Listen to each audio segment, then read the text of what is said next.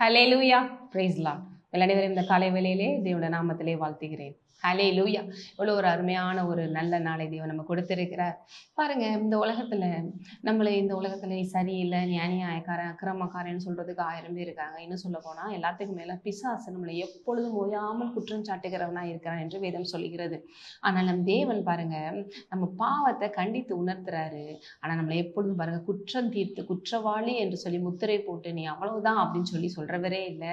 இன்னும் சொல்ல போனா நம்மளை அவருடைய நீதியை கொண்டு நீதிமானாக்கி நம்மை வாழ வைக்கிற தேவனா இருக்கிறார். நம்முடைய பாவங்களை, நம்முடைய சாபங்கள், நம்முடைய குற்றங்களை எல்லாம் அவருடைய இரத்தத்தாலே மன்னித்து மறுபடியும் அவருடைய நீதியால இடைக்கட்டி நம்மளை தூக்கி நிலைநிறுத்துகிறவரா இருக்கார். அதனாலதான் அவருக்கு பேர் யெகோவா சிட்கேனோ.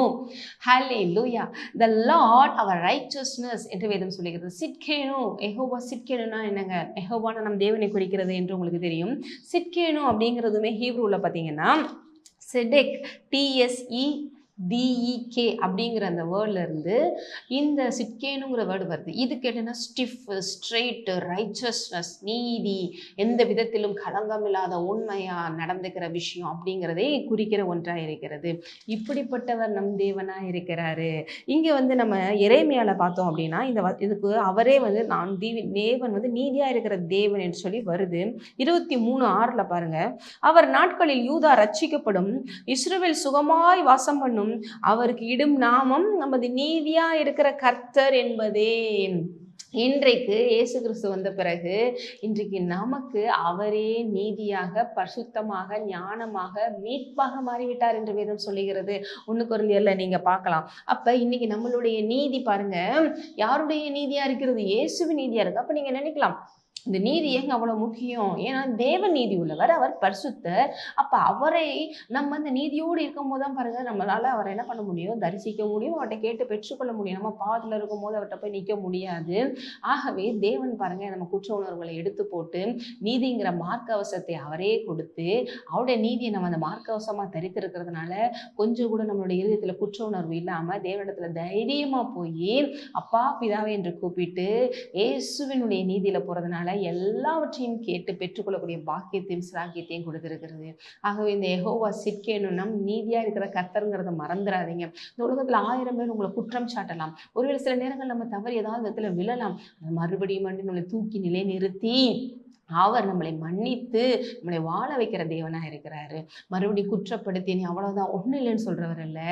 மறுபடியும் மன்னித்து நான் கூட இருக்கிறேன், நான் உனக்கு போதும் என்று சொல்லி அவருடைய பரிசுத்தத்தை நம்மளை அலங்கரித்து நீதியை அதிகமா நம்மளை இன்க்ரீஸ் பண்ணி அவருடைய நீதியில நடக்க வைத்து பரிசுத்தவான்களாய் மாற்றி அநேகருக்கு ஆசீர்வாதமா இருக்க வைக்கிறவர் தான் நம் தேவன். அவர் தான் யெகோவா சிட்கேனோ, நமக்கு நீதியா இருக்கிற கர்த்தர். நம்மளுடைய நீதியை கொண்டு தேவனத்துல எதையும் பெற்றுக்கொள்ள முடியாதுங்க.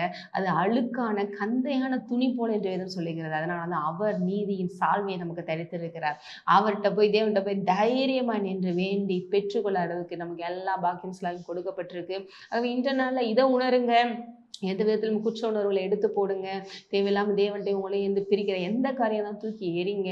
அவருடைய நீதியில் இடைக்கட்டி இருக்கிறார். நீங்கள் நீதிமானா இருக்கிறீங்க. சந்தோஷத்துல நீதிமான ஆசீர்வாதம் உங்க மேல பலிக்கும்ங்கிற அந்த நிச்சயத்துல இந்த நாளை தொடங்குங்க. நிச்சயிக்கலாம்.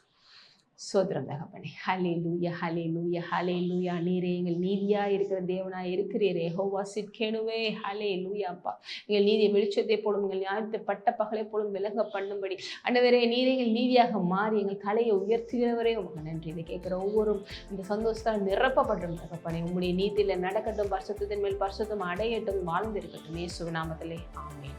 எல்லாம் ஆசீர்வதிக்கப்பட்டது.